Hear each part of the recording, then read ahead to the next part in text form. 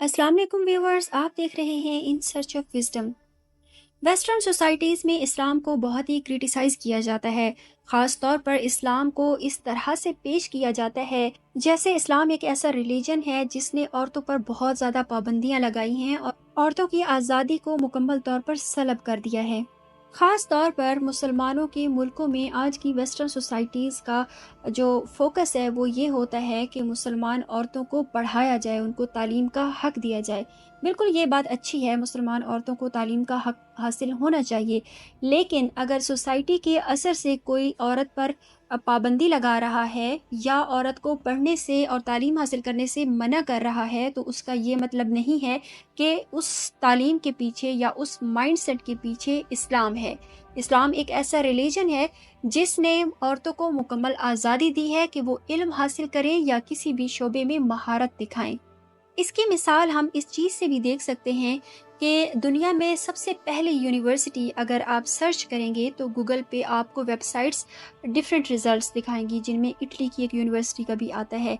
लेकिन फैक्ट ये है कि मुसलमान औरत जिसका नाम फातिमा अल फहरी था, उसने दुनिया की सबसे पहले यूनिवर्सिटी की बुनियाद रखी। ये 9th सेंचुरी की बात है जब फातिमा अल फहरी ने अपने इल्म के ज़ौक़ की वजह से और उस इल्म को लोगों तक फैलाने का जो उनका शौक़ था उस वजह से एक यूनिवर्सिटी की बुनियाद रखी।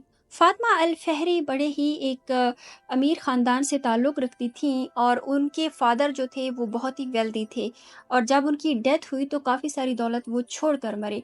फातिमा अल फहरी के हिस्से में जितनी भी दौलत आई, उसने ये फ़ैसला किया कि वो दौलत को इन्वेस्ट करेगी दूसरों को इल्म पहुंचाने की खातिर। 859 में इस यूनिवर्सिटी की बुनियाद रखी गई जिसका नाम था अल कारोवियन। ये मोरक्को के शहर फेज़ में वाक़या है।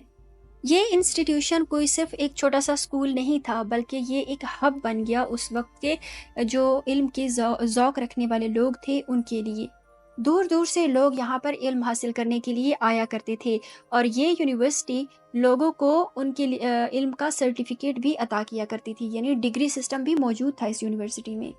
इस यूनिवर्सिटी के अगर करिकुलम की बात की जाए, निसाब की बात की जाए, तो इसमें मैथमेटिक्स पढ़ाई जाती थी, थियोलॉजी पढ़ाई जाती थी, एस्ट्रोनॉमी पढ़ाई जाती थी और हिस्ट्री भी पढ़ाई जाती थी। फातिमा का ये विजन था कि इल्म तक तमाम लोगों की पहुंच होनी चाहिए।